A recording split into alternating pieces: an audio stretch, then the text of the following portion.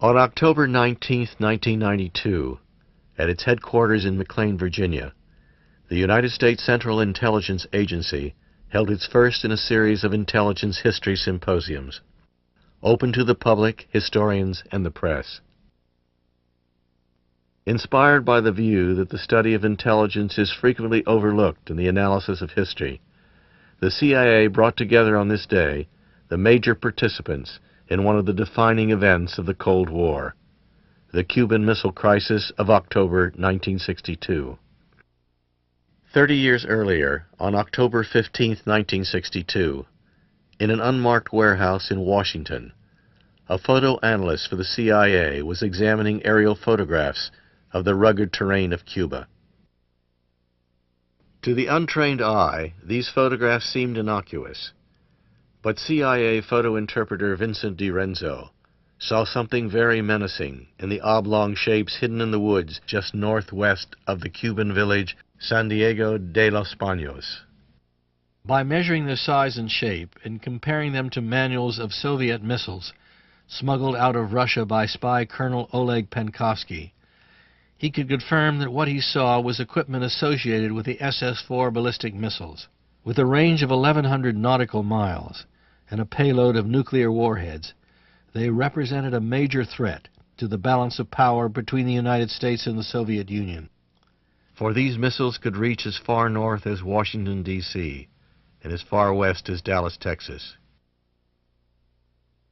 At 11:45 the next morning, intelligence officers Arthur Lundahl and Ray Klein told President Kennedy that the Soviet Union was erecting offensive missiles on the island of Cuba.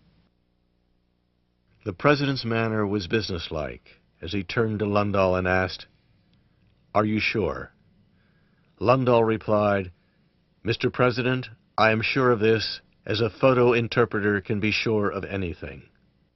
In the next 13 days, the President would be briefed daily on the status of the missiles, with new surveillance of Cuba showing what progress the Russians had made overnight and how many hours before the missiles were operational.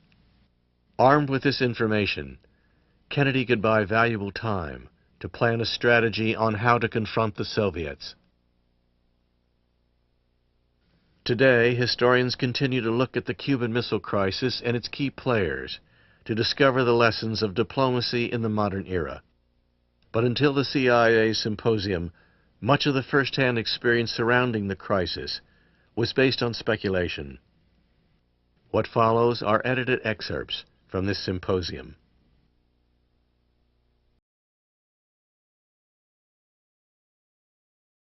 The panelists first discuss the intelligence activity which led to the discovery of the missiles. As Deputy Director of Plans at this period, I was charged with espionage, counter-espionage, and covert action. That year, 1962, saw Cuba in the forefront of our activity.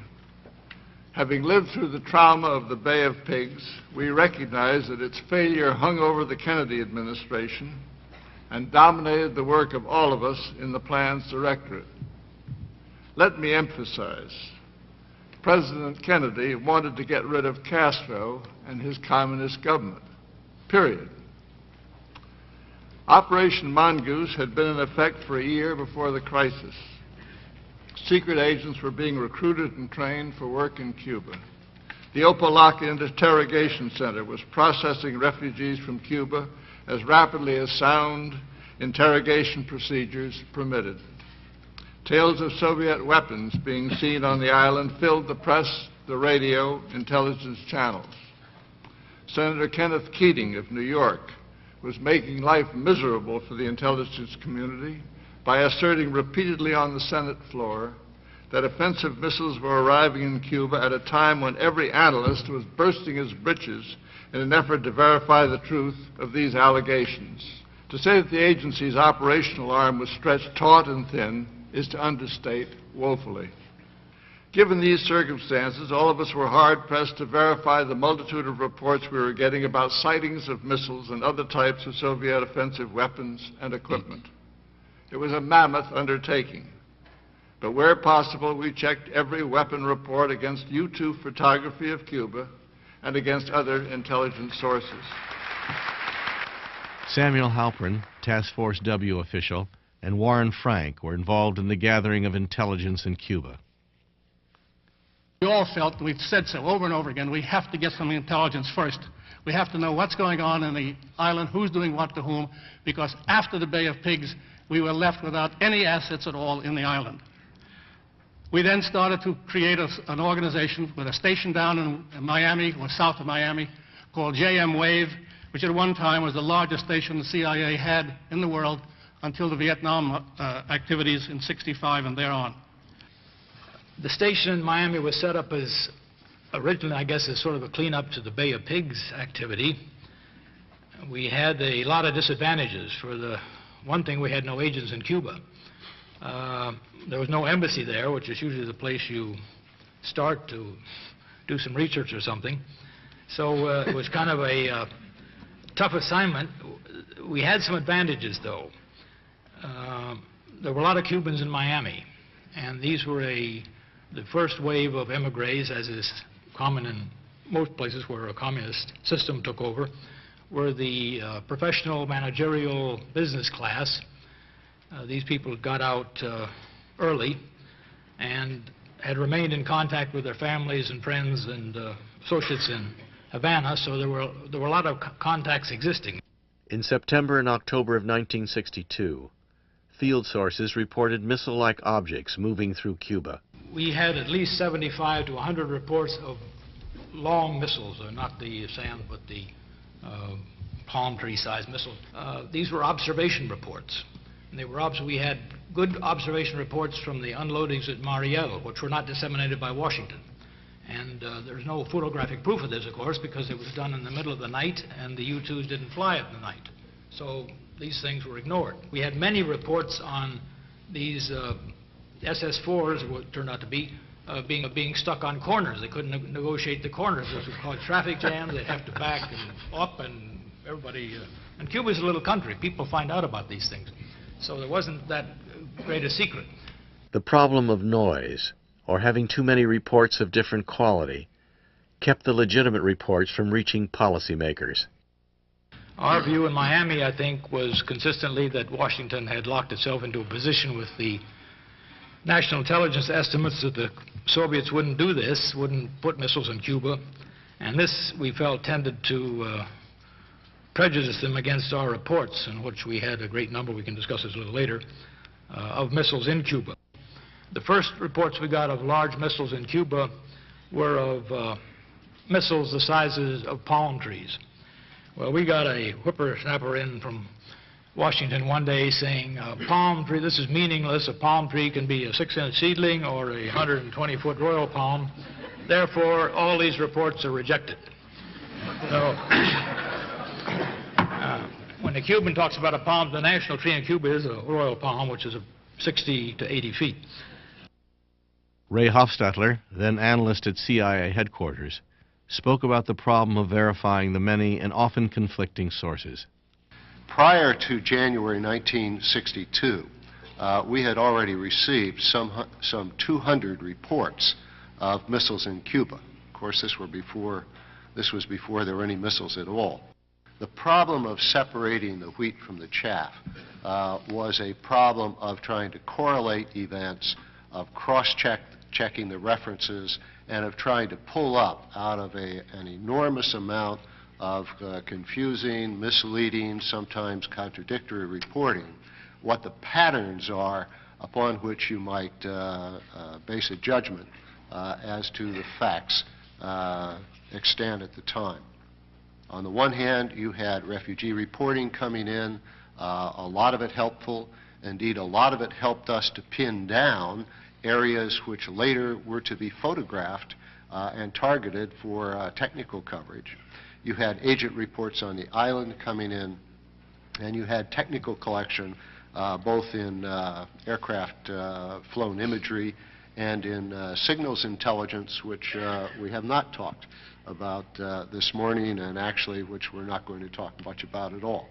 But nonetheless, there are a variety of different sources coming in. All of these had to be cross-checked to try to determine, pin down what the facts were. Another situation which I think you heard well depicted today, both in Vince's discussion and in Warren's discussion, is the problem of being able to determine what a single report means. In this case, let me say that a picture is not worth 1,000 words. A picture brings to anybody a new piece of information against a background of understanding. And I think the impression that I had that I would like to share with you is that trying to figure out what the facts are when you have reporting from so many sources is indeed a daunting task. It was popular opinion that the Soviets would not put offensive missiles in Cuba. John McCone, the new director of the CIA, felt differently and demanded close U-2 surveillance of the island. Now, McCone had been sensitized to Cuba ever since he took office, and he also ended up with a very firm personal conviction about the possibility of the introduction of Soviet missiles into Cuba. His reasoning, I think, is worth a brief review. He says Khrushchev knows the state of the strategic balance, and he knows that we know. Now, how can he possibly redress it? Well, he has an absolute plethora of IRBMs and MRBMs. He's got more missiles than he has targets. He has never deployed one outside the borders of the Soviet Union. But in Cuba, he has a piece of real estate where he can do that without fear that falling into unfriendly hands, those missiles could be redirected toward Moscow. If, he said, I were Khrushchev, I would put offensive missiles in Cuba. I would then bang my shoe on the table, and I would say, let's talk about your overseas bases, let's talk about Berlin, and let's talk about any other subject that I choose. Dr. Albert Wheelon shared McCone's suspicions. Because I was new to CIA, because I'd never read clandestine reports, I used to stick around here every night until about 9 o'clock reading a big stack of them myself rather than asking the staff to read them for me. I recognized full well that the Cubans were trying to stimulate us to take action to liberate their country, and that there was a great deal of falsification and fabrication going on. I was struck, however, by several clandestine reports that are not, unfortunately, in your package. It described a convoy, this was in early September, a convoy of very long devices moving through Cuban towns and having to turn corners on these small village roads, which are characteristic of the Caribbean area that I knew something about, and having, in order to negotiate these turns, to remove mailboxes and light poles. And I said to myself, a fabricator would not have thought of that. And I was convinced at that moment that there really were very large objects, probably missiles, certainly not SAMs, that were going into Cuba. It seemed to me that with this data, unless one could refute it, there was no reason not to jump to the conclusion that they had probably taken a very big gamble. After all, they'd put a big defensive ring in place. It did seem to me that it was a pretty sensible move if they could take the missiles that they had already built and had deployed in Eastern Europe, transport them across the ocean, install them, and then suddenly they would be added to the strategic balance. We were about even at that time, but by doing this they could effectively increase, and would have had they continued, their strategic inventory of nuclear-tipped rockets by about 50%, virtually overnight. And so it was a bold move, but one with a big payoff, it seemed to me. I knew that a special national estimate was being prepared, and I went to Sherman Kent virtually on the eve of that estimate. I presented the best case I could to Sherman. He was courteous to me. I think Sherman liked me. He knew that I knew something about missiles, but after listening courteously, well, he said, well, the die is cast and we're going in a different direction. And I felt at least that I'd had my moment.